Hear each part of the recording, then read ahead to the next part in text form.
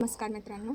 तर मी आज तुमच्यासोबत माझी रेजिग्नेशनची स्टोरी शेअर करणार आहे. पहिला जॉब मिळाल्याचा आनंद, त्या जॉबमधून रिझाईन केल्याचा दुःख आज मी तुमच्यासोबत शेअर करणार आहे.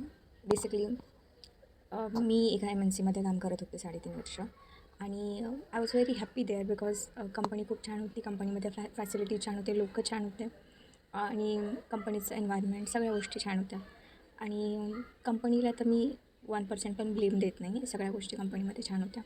बट सगळं चांगलं चालू असताना अचानक माझ्या लाईफमध्ये एका विलननी एंट्री मारली आणि ही बेसिकली म्हणजे माझ्या लाईफमध्ये मेस क्रिएट केली त्या माणसाने. मी इथे कोणाचंही नाव घेणार नाही आहे आणि आय डोंट नो त्यांचा पॉईंट ऑफ व्ह्यू काय होता मला घेऊन. बट त्यांनी जे केलं त्यांनी मला खूप त्रास झाला माझ्या करिअरमध्ये. बेसिकली तो व्यक्ती रोज जे आमचे स्टँडअप कॉल्स असायचे त्या कॉलमध्ये मला स्पेसिफिकली कॉल आऊट करायचा किंवा बेसिकली जे काही त्यांचे स्पेसिफिक लोकं होते जे त्यांना आवडत नव्हती त्या लोकांना तो व्यक्ती जो आहे त्रास द्यायचा. रोज स्टँडअपमध्ये त्यांच्यावरती ओरडलं जायचं. सगळ्यांसमोर लोकांचा इन्सल्ट केला जायचा. त्यांना असं दाखवलं जायचं की तुम्ही काहीच काम करत नाही आहेत आणि बेसिकली एक प्रकारचा टॉर्चर चालू होता आणि तो टॉर्चर तेव्हाच थांबायचा जेव्हा तो व्यक्ती रिझाईन करायचा. सो बेसिकली मी एकटी नव्हते, असे 4 ते 5 लोक होते माझ्या आधी ज्यांनी त्या व्यक्तीला वैतागून रिझाईन केलं होतं. आणि मी माझ्या साईडनी म्हणजे जेव्हा मी इनिशियली त्या व्यक्तीच्या अंडर काम करायला लागले तर मला जेव्हा सुरुवातीला त्रास व्हायला लागला त्या व्यक्तीपासून तर मी पहिले तर स्वतःचं ॲनालिसिस स्टार्ट केलं की मी कुठे चुकते का, माझ्याकडनं काही चुका होतात आहे का. पण जसे दिवस पुढे जायला लागले तसं मला समजायला लागलं की मी एकटीच नाही आहे की ज्यांच्यासोबत ते असे वागले आहेत. याच्या आधी पण भरपूर लोक होते ज्यांच्यासोबत त्यांची अशी वागणूक राहिलेली आहे. तर बेसिकली मला ते समजलं की ह्या व्यक्तीचं माइंडसेट असं आहे की जे लोक आपल्याला जास्त भाव नाही देत. बेसिकली मी असं बोलेन की मला जितकं त्यांचा माइंडसेट कळाला तितकं की त्या व्यक्तीला प्रत्येक गोष्टीसाठी आपण त्या व्यक्तीकडे गेलं पाहिजे असं होतं. आपण त्यांना हा सर असं, हा सर तसं असं म्हणजे जसं प्रत्येक गोष्ट जाऊन सांगायची. बेसिकली चमचेगिरी करायला हवी होती. आणि जर ते कोण करत नसेल, त्यांना प्रत्येक गोष्ट जाऊन कोण सांगत नसेल तर तुम्ही त्यांच्या हेट लिस्टमध्ये जाल. म्हणजे तुम्ही असा व्यक्ती बनाल की जे म्हणजे तुम्हाला टार्गेट केलं जाईल बेसिकली, कारण की तुम्ही त्यांना इम्पॉर्टन्स देत नाही आहेत. आणि ॲज अ पर्सन मी विचार करते की जर मी माझं काम चांगलं करत असेन, मी माझ्या कॅपॅसिटीपेक्षा जास्त काम करत असेन आणि मी वेगवेगळ्या टाईपचं काम करत असेन तर मला स्पेसिफिकली जाऊन एखाद्याची मनधरणी का करायला हवी आहे. माझं काम बोललं पाहिजे. मी जर जॉब करते तर मी जे काम करते त्याच्यातून माझी पर्सनॅलिटी दिसली पाहिजे, त्याच्यातून माझा परफॉर्मन्स दिसला पाहिजे, ना की मी कोणाच्या किती मागे पुढे करते आणि किती कोणाला मी गोड बोलते आहे त्याने. सो बेसिकली माझं असं होतं की मला काम द्या, मी काम करते. मला प्रॉब्लेम आला तर I will reach out to somebody, मी तो प्रॉब्लेम फिक्स करेन. म्हणजे माझ्या साईडने असं होतं की माझं कामाबद्दल बोला तुम्ही. आणि बेसिकली त्या माणसाने नेहमी असं पोर्ट्रे केलं की माझ्या कामापासून त्यांना प्रॉब्लेम आहे. पण मला at the end of the day कळलं होतं की प्रॉब्लेम कामापासून नाही आहे. प्रॉब्लेम असा आहे की मी प्रत्येक वेळेस त्या माणसाच्या मागे जात नाही आहे आणि त्या व्यक्तीला असं वाटतं आहे की ही मला भाव देत नाही. बेसिकली भाव इन द सेन्स की जसं की समजा तुम्ही माझ्यासोबत काम करताय आणि तुम्हाला असं पाहिजे की मी प्रत्येक गोष्टीसाठी तुम्हाला कळवलं पाहिजे, तुमच्याशी बोललं पाहिजे की अरे हां मी हे करू का, अच्छा मी हे करणार आहे. आणि थोडंसं गॉसिप प्रोव्हाइड करणं, जसं की ह्या व्यक्तीने हे केलं, त्या व्यक्तीने ते केलं. अशा गोष्टी मी करत नव्हते. माझं काही पर्सनली एक काय बोलतात एक पर्सनल बॉन्ड जो असतो तो त्या व्यक्तीसोबत नव्हता. आणि आय डोंट नो की ह्या गोष्टीचा इतका प्रॉब्लेम होईल की मला डेली टार्गेट केला जाईल किंवा माझ्यासोबत असं वागलं जाईल की एक्स्ट्राचा टास्क जे पण आहे ते मलाच दिलं जाईल. सॅटर्डे संडे वीकेंडला पण मला काम करायला लागेल. माझ्या शिफ्ट सोडून मला सकाळी उठून लवकर कामाला बसावं लागेल. सो बेसिकली ह्या सगळ्या गोष्टी त्या जॉबमध्ये होत होत्या. आणि मला खूप दिवसापासून मी ॲक्च्युली माझं चाललं होतं की मी रिझाईन केलं पाहिजे, कारण की खूप जास्त होतं आहे आणि माझ्या पोटेन्शियलपेक्षा जास्त माझ्याकडनं काम करून घेतलं जातं आहे.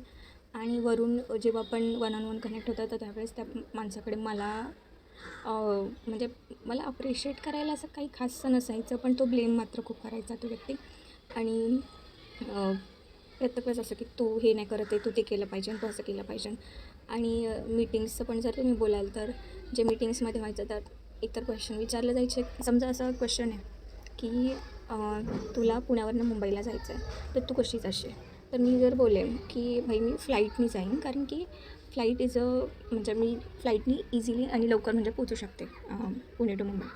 तर तो व्यक्ती बोलेन की तू काय वेडी आहे का, त्याला किती खर्च येईल फ्लाईटसाठी आणि तुला समजत नाही का, तू स्पीडचे बघते पण तू पैशांचं बघते आहे का.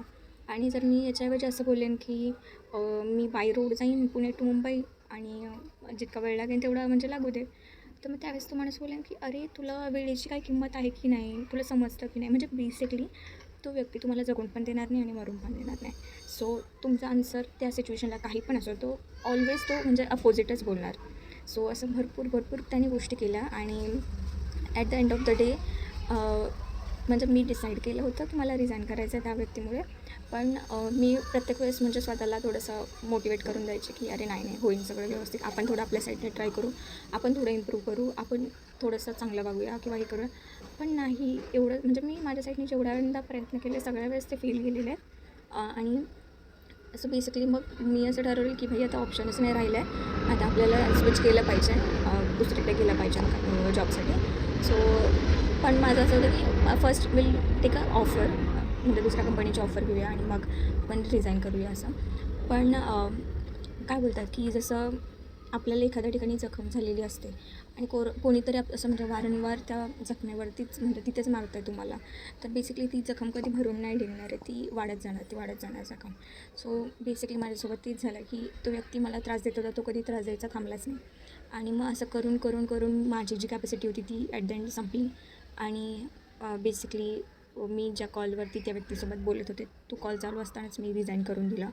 आणि तो कॉल संपल्यानंतर त्या व्यक्तीसोबत म्हणजे त्या व्यक्तीला माहीत नव्हतं तोपर्यंत तरी मी रिझाईन केलं. मला इतकं म्हणजे काय बोलतात असह्य झालं की मी तिथेच रिझाईन करून दिलं त्या कॉलमध्येच. पण त्याच्यानंतर तो कॉल ठेवल्यानंतर मी जे रडली आहे मी, कारण की तो माझ्या लाईफचा फर्स्ट जॉब होता आणि मी खूप मेहनत केली होती तो जॉब मिळवण्यासाठी. आणि तो जॉब मिळाल्यानंतर पण मी त्याच्यामध्ये खूप मेहनत घेतली होती आणि मला जेन्युइनली ती कंपनी खूप आवडली होती, तिथली लोकं मी खूप चांगले फ्रेंड्स बनवले होते आणि मला शिकायला पण मिळत होतं खरं सांगायचं झालं तर. पण कोणत्या तरी अशा व्यक्तीमुळे मला तो जॉब सोडायला लागेल हे मी स्वप्नातही म्हणजे इमॅजिनच केलं नव्हतं. आणि त्या दिवशी मी खूप रडले ॲक्च्युली. म्हणजे मी ह्यासाठी रडले की हा जॉब म्हणजे प्रायव्हेट कंपनीजमध्ये तर हे राहतंच की तुम्ही इकडून तिकडे स्विच करत राहता. स्विच तर मला एक दिवस करायचंच होतं, पण बेसिकली मला त्रास या गोष्टीचा झाला की कोणत्या तरी अशा पर्सनमुळे, निगेटिव्ह पर्सनमुळे मला माझं जे मी कष्ट करून कमवलेली गोष्ट मला ती आज गमवायला लागते कोणत्या तरी अशा व्यक्तीमुळे. आणि त्या गोष्टी मला खूप त्रास झाला आणि मी खूप रडले त्या दिवशी. पण जाऊ दे, मी बोलते की जे होतं ते चांगल्यासाठी होतं. त्याच्यानंतर मग मला एक चांगला जॉब मिळाला, मी स्विच केलं, मला चांगला जॉब मिळाला आणि इतके चांगले लोकं मिळाले मला आता मला खरंच वाटतं की त्या माणसाकडे जाऊन थँक्यू बोलावं की तुम्ही असं माझ्याशी वागले नसते तर कदाचित मला इतके चांगले लोकं मिळाले नसते आणि त्या लोकांची किंमत पण कळली नसती कदाचित. सो जाऊ दे, होतं ते चांगल्यासाठी होतं. पण बेसिकली यातून मला जे फ्रेशर्स आहेत ना त्यांना एक सांगायचं आहे की तुम्ही किती पण चांगलं काम केलं ना, जे असे लोकं असतात ना ज्यांची एक म्हणजे माइंडसेट बनलेला असतो की हा माणूस ना काही मला पटत नाही विदाऊट एनी रिझन ना, त्यांचं असं असतं की म्हणजे काही लोकं राहतात, सगळेच नाही, काही लोकं राहतात की जे असं ठरवून ठेवतात की अरे हा व्यक्ती ना हा मला काय पटलेला नाही तर मग मी याच्याशी चांगला वागणारच नाही. त्याच्यात तुम्हाला स्वतःला नाही ब्लेम करायचं आहे. हां, पहिली गोष्ट आहे सेल्फ ॲनालिसिस करा की माझं काय चुकतं आहे का, मला काय इम्प्रूव्ह करायचं आहे का, स्वतःचे एरिया ऑफ इम्प्रूव्हमेंट आधी तुम्ही बघा आणि त्याच्यावरती वर्क करा. आणि ते वर्क करून झाल्यानंतर तो तुमचा फर्स्ट चान्स असेल तुमच्या करिअरसाठी. आणि तुम्ही स्वतः इम्प्रूव्ह करताय, तुम्ही चेंज करताय स्वतःला आणि तरी पण परिस्थिती जर बदलत नसेल ना, तर म्हणजे समोरच्याचा माइंडसेट किंवा समोरच्याचं जे इम्प्रेशन आहे तुमच्याबद्दलचं ते खूप चुकीचं पडलेलं आहे आणि ते तुम्ही काही केल्याने म्हणजे चेंज होऊ शकत नाही. त्यामुळे बेसिकली तुम्ही स्वतःला इम्प्रूव्ह करण्यावरती जोर द्या. आणि जर झालाच कुठे त्रास तर बेसिकली मी सांगते तुम्हाला की असं हार मानून नका घेऊ. खूप सारे ऑप्शन आहेत मार्केटमध्ये आणि ते दुसरा जॉब मिळून जाईल, पण तुमची मेंटल हेल्थ खूप इम्पॉर्टंट आहे. कारण की मी पाहिलं आहे एका व्यक्तीमुळे आपली मेंटल हेल्थ किती खराब होते. एक व्यक्ती आपल्या लाईफवरती कसा इन्फ्लुअन्स करू शकतो आणि त्या व्यक्तीमुळे आपली मेंटल हेल्थ खूप खराब होऊ शकते हे मी पाहिलेलं आहे. त्यामुळे मी तुम्हाला हे सांगेन की स्वतःचे स्किल इम्प्रूव्ह करा, स्वतःच्या ग्रोथवरती लक्ष द्या आणि असे जर लोकं भेटत असतील ना तर पहिले तिथून निघा, मी बोलेन. तर ही होती माझी रिजिग्नेशन स्टोरी. आणि ॲक्च्युली याच्यात खूप काय सांगण्यासारखं 3.5 वर्षात मी खूप काही गोष्टी अनुभवल्या आहेत. पण तो व्हिडिओ खूप मोठा होऊन जाईल आणि कदाचित मी तुम्हाला त्याच्याबद्दल अजून डीपमध्ये कधीतरी नंतर सांगेन. पण ही एक रफ आयडिया होती आणि फॉर म्हणजे माझ्यासारख्या पर्सनसाठी की जी स्ट्रेट आउट ऑफ कॉलेज आली होती आणि जिचा हा पहिला जॉब होता आफ्टर कॉलेज, माझ्यासाठी हा खूपच वेगळा एक्सपिरियन्स होता. कारण की मी कधी असं इमॅजिन नव्हतं केलं की असं काही होईल माझ्यासोबत. सो कॉलेज स्टुडंटसाठी हे खास आहे की अशा गोष्टी होतात. त्यामुळे थोडंसं तुम्ही पण काय बोलतात अवेअर राहा या गोष्टींच्या बाबत. सगळंच सगळ्यांसोबत सगळं चांगलं होतं असं नाही. थोडंसं तुमच्या साईडनी क्लॅरिटी ठेवा प्रत्येक गोष्टीची आणि कॉन्फिडंट राहा. तुम्ही जे पण करताय मन लावून करा आणि हार्डवर्क करणं कधीही थांबवू नका. आणि अशा सिच्युएशनला जर तुम्ही स्ट्रॉंग राहिलात तर तुम्हाला पण काय करू शकत नाही, एवढं मी सांगेन. सो या दॅट्स ऑल. Bye guys.